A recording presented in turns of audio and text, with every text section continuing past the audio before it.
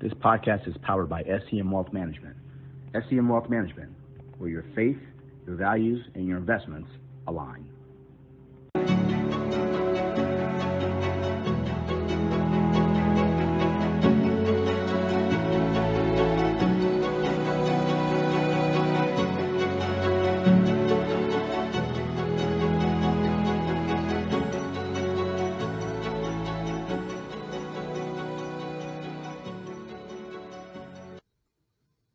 Great day, everyone. Ed Dudley with my man, Garland Scott. He's got a jacket on today. How you doing, sir? Hey, I'm not comfortable in this jacket. I was telling my audience I'm suffering from a condition called COVID pants. COVID pants is prevalent. I mean, my top half of my suit's pretty good, but the bottom half is really tight. So you can actually get into them. I struggle.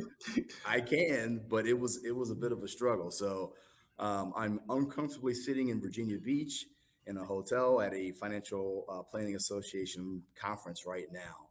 So for everyone in the audience, thank you very much for joining us once again for Journey, the Financial Advisor Experience.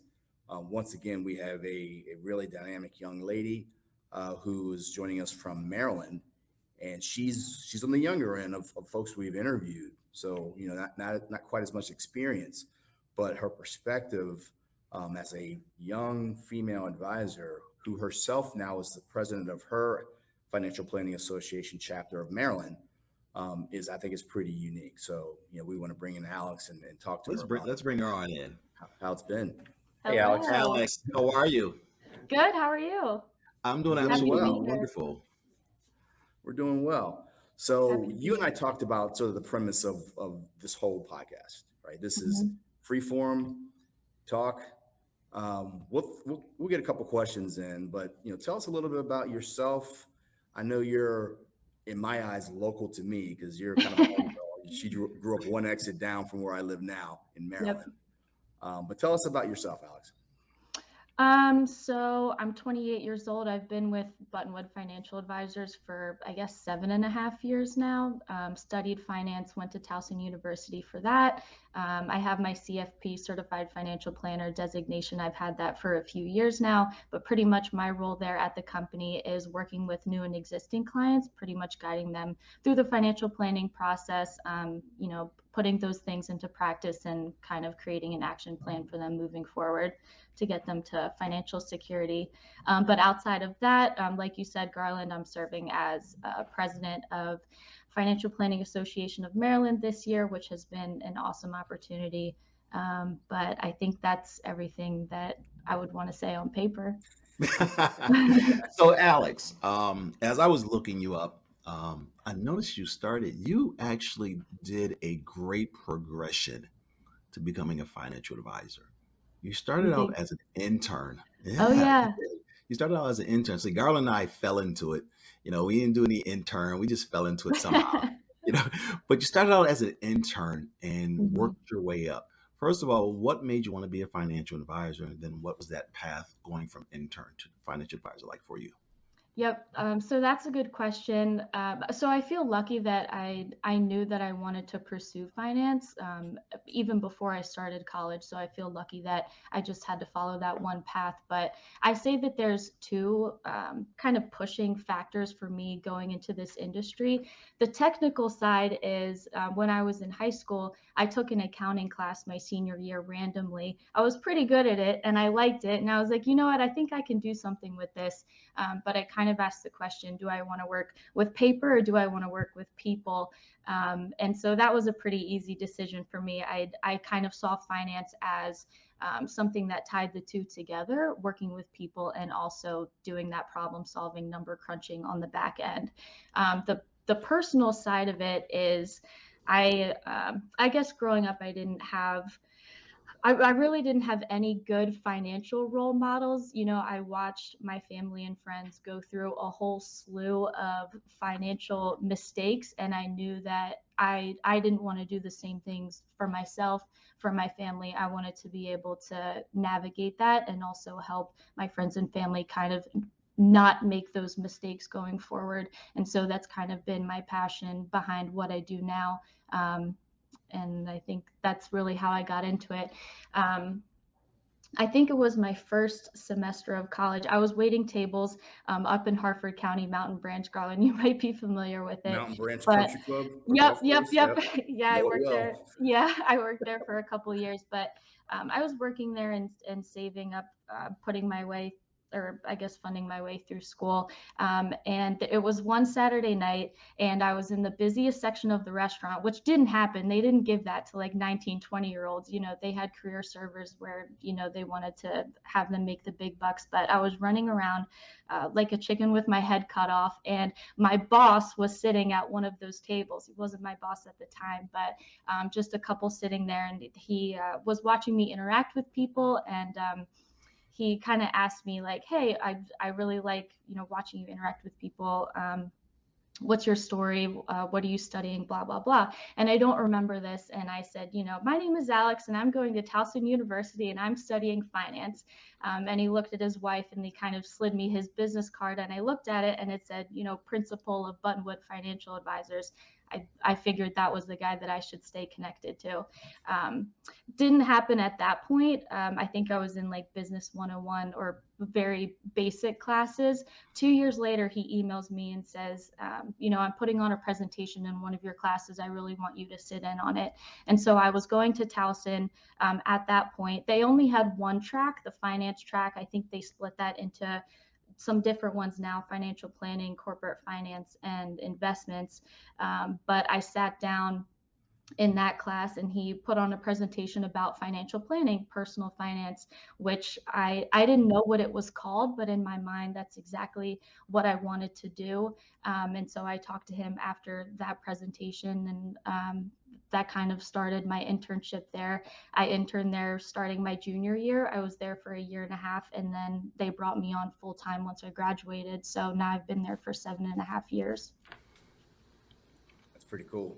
Doesn't happen very often like that, just like that.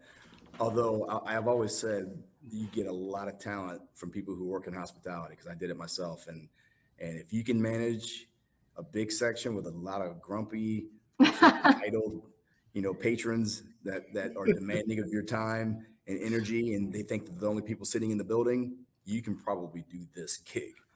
Yep. So It teaches you how to talk to a whole bunch of different types of people, which I think was very helpful to me, especially as I was young.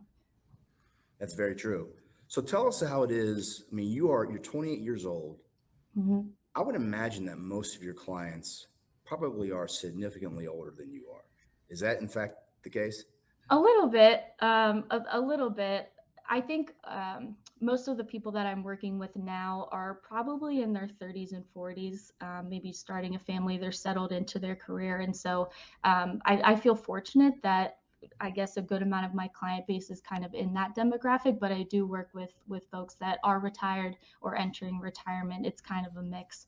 But you're right, especially as I was working with Buttonwood's clients before I started building a book of business on my own. Being 21 and sitting in front of someone who's 65 and telling them what to do with their retirement nest egg, it's a little intimidating, but I had to get over that pretty quickly.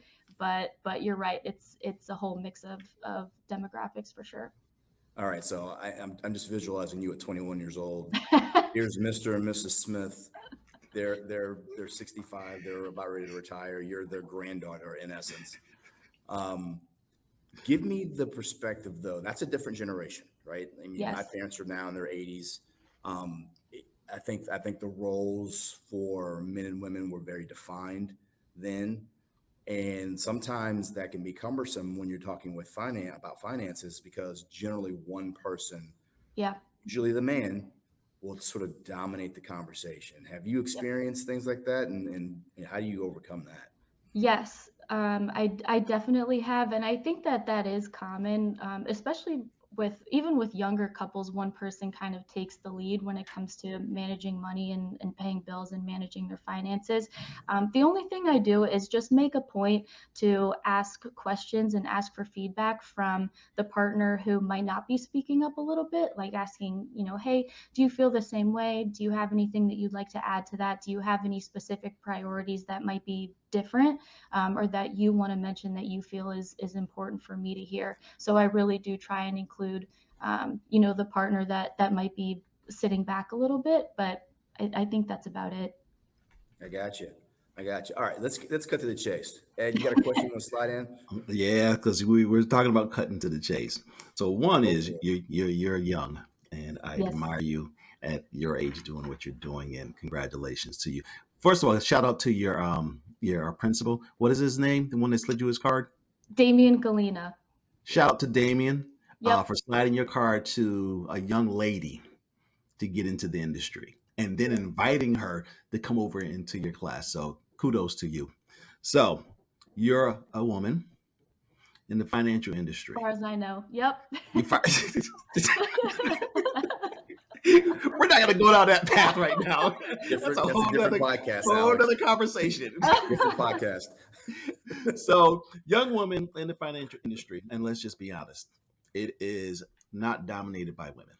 Typically, white male dominated.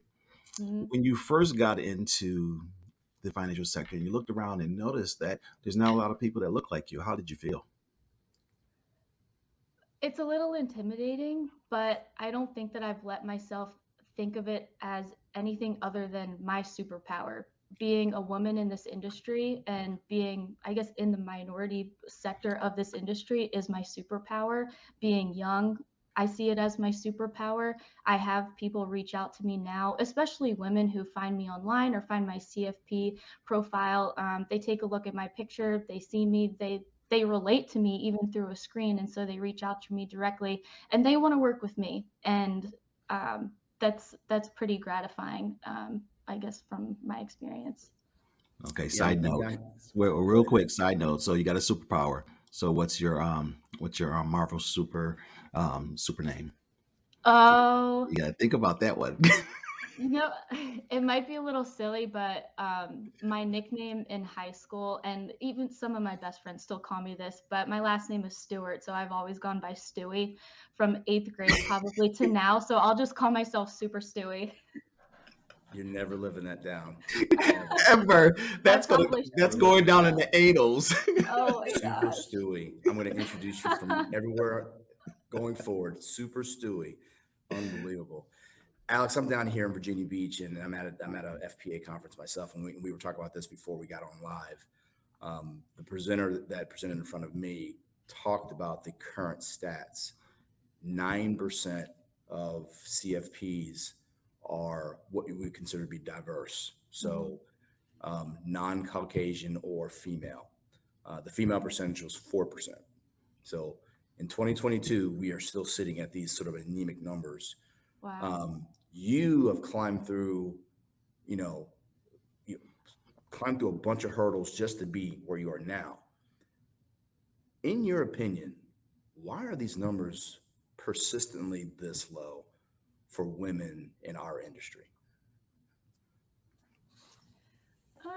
That's a good question. I'm not sure I have a solid answer, but maybe representation. I think when you think about the finance industry, you picture whatever, the middle-aged white old man, sitting across the mahogany table, maybe trying to sell you something.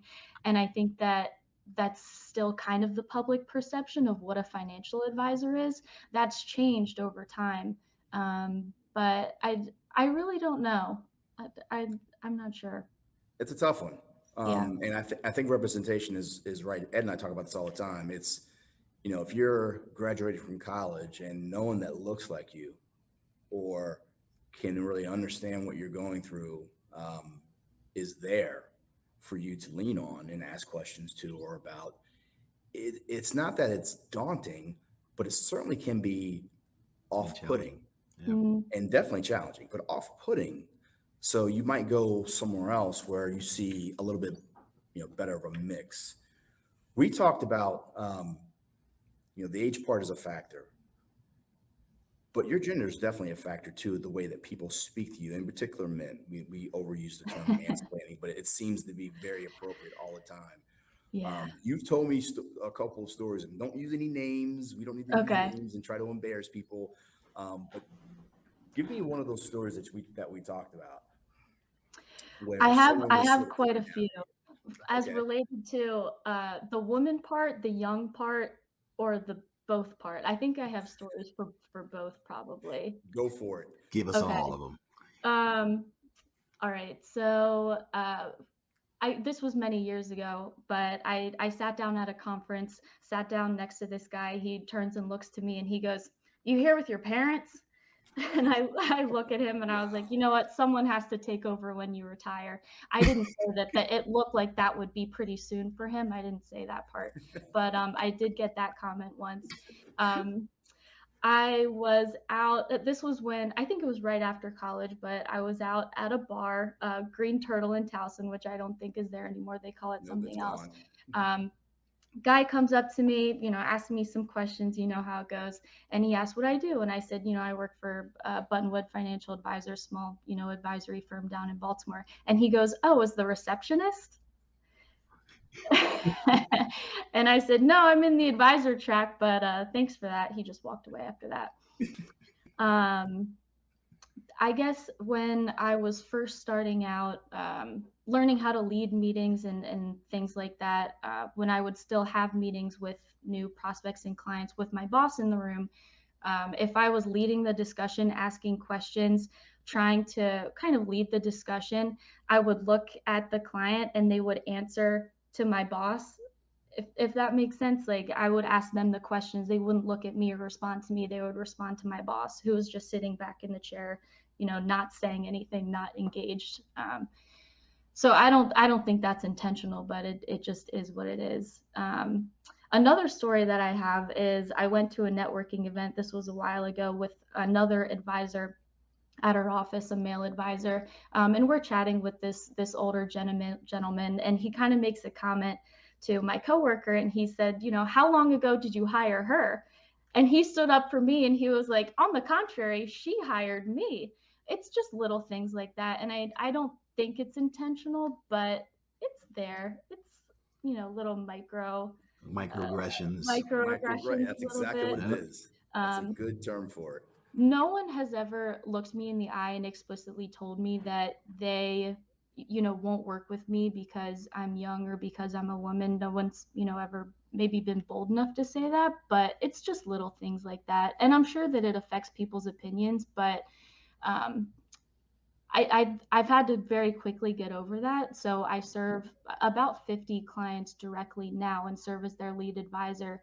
And so I can kind of look at that and say, hey, a good amount of people trust me and want to work with me and believe in me and trust what I have to say. And so I don't need everyone to also feel that way about me. The right people will come. So It's a great that's attitude to just have. what I try and keep in mind. It's a really good attitude to have because, and by the way, you're never going. I don't think you're going to get someone that's going to be so bold as to say something silly You like, won't. "You're a woman, you can't manage my money." I think those years are gone, but unfortunately, we do see sort of those subtle, Yeah. very small comments. Mhm. They're very poignant. I think a lot of times people don't realize that they are impactful, except for you, who's the recipient of those things. So I praise you for ignoring them. I love the term superpower. You just got over it and you're not going to let this thing affect your business. And now look at you, you're managing 50 clients and you're going to keep growing from there. So, um, what challenges do you see for women in the industry going forward? So we've talked about sort of the history leading up to 2022. Um, the last 4 years certainly have been, what's the best way I can say this? Politically divisive. Yeah. Is that the best way I can do? That's putting it lightly. Socially divisive. I mean, there seems to be a broadening gap of opinion. I don't even know what fact is anymore because every time you say fact, someone tells me that I'm too woke, I guess, and it's fake news. So going forward, with the environment that we are in, um, you know, how do we grow that 4%, and what challenges do you see for women in our industry? That's a good question. I think we're trying to get more women in the industry. Maybe it's a grassroots effort, talking to students, going to schools. I know that FPA does a little bit of that. I'm not really sure. I Okay. wish that there was a good answer, but I think that I know I mentioned representation before, but I do think that that's huge. But I'm not sure. Okay, Well, I know that go your ahead, Carl. group. I talked with Dan Morrison Mhm. yesterday, as a matter of fact, and of course Dan is a adjunct professor at Towson, Mhm. and he's at CFP. He's teaching the CFP program, and we were talking about our ability to get to not just college students but high school students. Mhm. And I know that my firm certainly does that, representative of that. And I know that it is very important that when I show my brown skin in those places with people and students and children that have brown skin, it's very effective. And I would gather that it would probably be very similar for you as a female advisor, Mhm. female students, and say, listen, this is a first of all, it's a huge arena. You don't have to be an advisor, but why don't we just pay attention to the industry, Yeah. because there are so many avenues, and it really, when you boil it down to it, it really is a very cool industry that we're in. Mhm. You know, we can nitpick some of the things, and it's not always equal. We know that, but at the end of the day, the industry is treated. I know Ed and I very, very well over the Yeah, last 25 years or so. yeah. So, Alex, I want to ask you a question because you said the finance really hit you in high school, and Yeah. we've been talking about going out grassroots efforts and things like that. So now you're going back to your high school, and all you're doing is talking to young ladies. Mhm. What would you tell them about the industry? What would you tell them about breaking into the industry and having a successful career? That's a good question. I love this industry, and I think that it has so much to offer to both those that work in it and those that benefit from it in the form of financial advice. Um, it's the knowledge that you learn and the things that you learn just from working in it day to day helps you, it helps your friends, it helps your family, it helps your neighbors, it spills over into other aspects of your life. And I'd I don't know. I can't say I guess anything else against it except that it's very gratifying, and um, I, I'm not sure. So it's safe to say that you feel that you made a good decision. Yeah, no regrets. Nope. I love my job. I love what I do. It's rewarding and it's gratifying on a daily basis. Okay. What's the Talk. game plan for you? I'm sorry. Go ahead, Ed. I was just going to switch a little bit and just ask her about the FPA as a young woman leading the FPA. And I'm pretty sure that the FPA in your area is probably pretty much loaded with men. Yeah. So what has that experience been like? Because I think you've been president for a couple times. So I'm serving as president this year. I served as president elect last year. It's a Mm. 3-year term. Chad Arrington, who I had been connected with through FPA probably since I was an intern going to like the next gen networking events, he asked me to step into the position. Um, a couple years ago, and I was flattered by it, but also happy to get involved. I really got a lot out of going to those FPA networking events, especially young, trying to break into the industry. And I met particularly women working in the industry who were confident and competent, and they were a few years into the industry, and it was nice to kind of identify some people as my role models. But anyway, he asked me to kind of step into this position, very flattered by it, but it's been a good run. When it comes to, I guess, the male population of FPA, I don't think about it too much, but I do still think that leading the chapter is again my superpower, I guess, being a young Super woman trying Stewie. to do that. Yeah, super silly. Super Um, Stewie. but I'm not sure what else to say about that. But it's been a really good experience, and so I'll serve as chairman or chairwoman next year, and I expect to continue to stay involved with FPA and help facilitate those things along. Um, but it's been a good experience. I know we've talked in the past about your plans. Hopefully they come true. Um, your colleague is not going to work there forever. Right. What's the deal? Yeah, Damien, I think he has a countdown at every time. He's like, oh, I have 11 years and 18 days and whatever, 36 seconds until I retire. But yeah, he constantly reminds us of that. I like the shop that I work with. We do a lot of good for a lot of people, and so if he sees me as next gen leadership for the firm, I would love that. I think I am in that situation now, but I would be open to that, I think. I don't want to get you in trouble and put words in your mouth, but Yeah.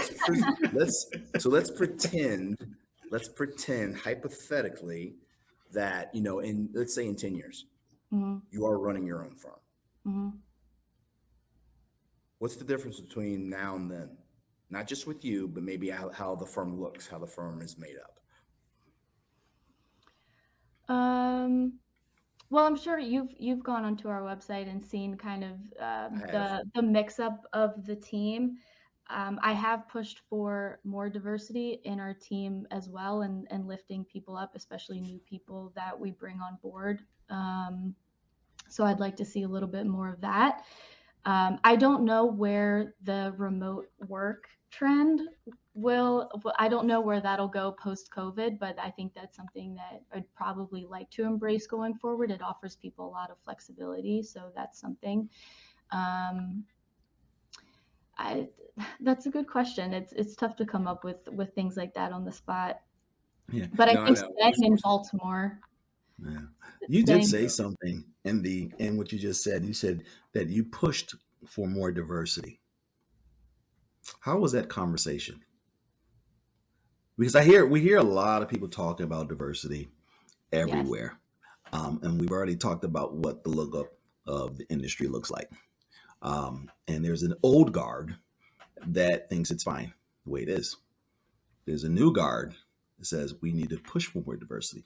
We need to have a more diverse industry. When you initially brought the conversation up, how was the conversation received? I think there are two camps of people, and I think that it might be a generational difference because I've heard it from quite a few people that I've talked to, that people say they look at the hiring pool and say, I'm going to hire the best person for this job, no matter of gender, race, anything, any diversifier like that.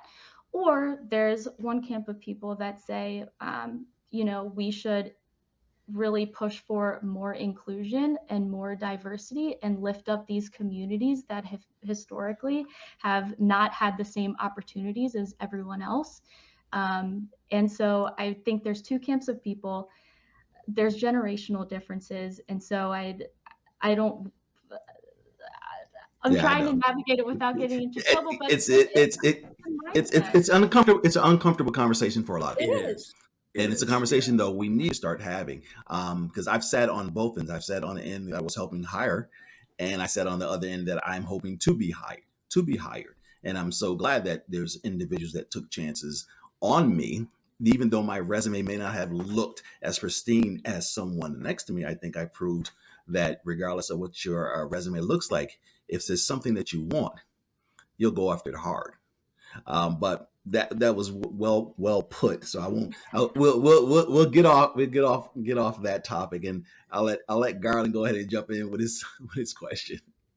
No. My question, I think you answered it, because being a voice box for that thing it's challenging, right? I mean, it's hard to stand up and say, hey, we need to hire more females. Hey, we need to hire more minorities. Especially as a young person too. Right. And especially, right. And you have someone that you have to answer to. You have, you have an owner of your business. So we're definitely mindful of that. And I think the way you answered that question was perfect. Yep. We're not trying to get you, believe me.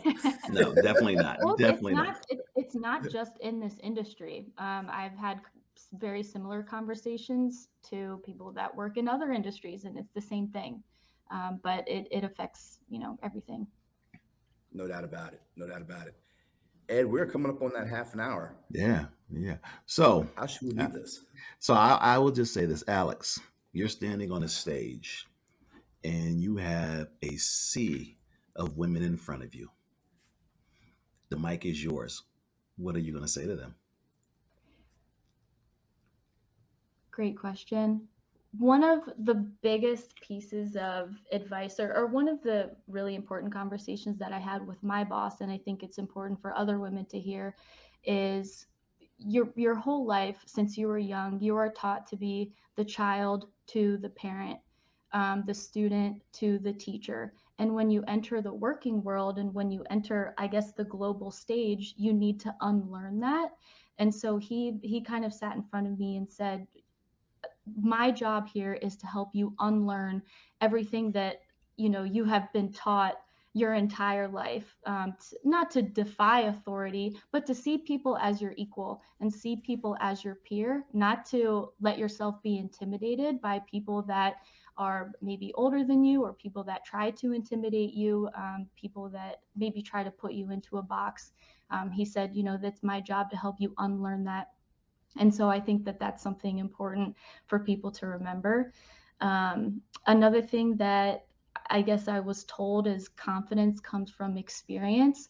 Right out of the gate, I wanted to be confident financial advisor, competent, I can sit in front of anyone and tell them what to do and say it with a smile on my face and not be intimidated. But I was, pretty much reminded that it comes with experience. And so it takes a little bit of time to build you up to where you want to be. And I know that people say, fake it till you make it. And that's fair. But give yourself some grace. It comes with experience, and that'll come with time. And I think it's especially important for women to learn that, because I think even, from a young age, we're kind of taught to, maybe we're just not pushed to the same expectations as men, even from, I don't know what I'm trying to say there, but it's just especially important for women. But I think that's about it. I will simply say, Alex, whether you know it or not, you're a role model to a lot of women. Keep doing what you're doing, the way that you're doing it, with a smile on your face and that confidence, because you'll be shocked the amount of people that are watching you, in particular women, the way that you do everything with class. So I Thank you. commend you. Incredible. Alex, or Super Stewie now, as we call you. Hey, no, seriously, thank you so much for coming on this podcast with us. This is Thank you. always fun. We love doing this stuff. And I thank you for your candor. Honestly, big shouts to Buttonwood and Yes. Damien. Damien, definitely Damien. Phenomenal mentor for you, I think, and a phenomenal human being, it sounds like. Yep. So with that, Ed, I think we are done for the week. We are definitely done. To everyone that's tuning in, thank you for tuning into the Journey, the Financial Advisor Experience, where we just sit down and have conversations with some amazing advisors and financial professionals across the globe. Take care. Good day, good night, wherever you guys are. Thank you. Thanks for having me.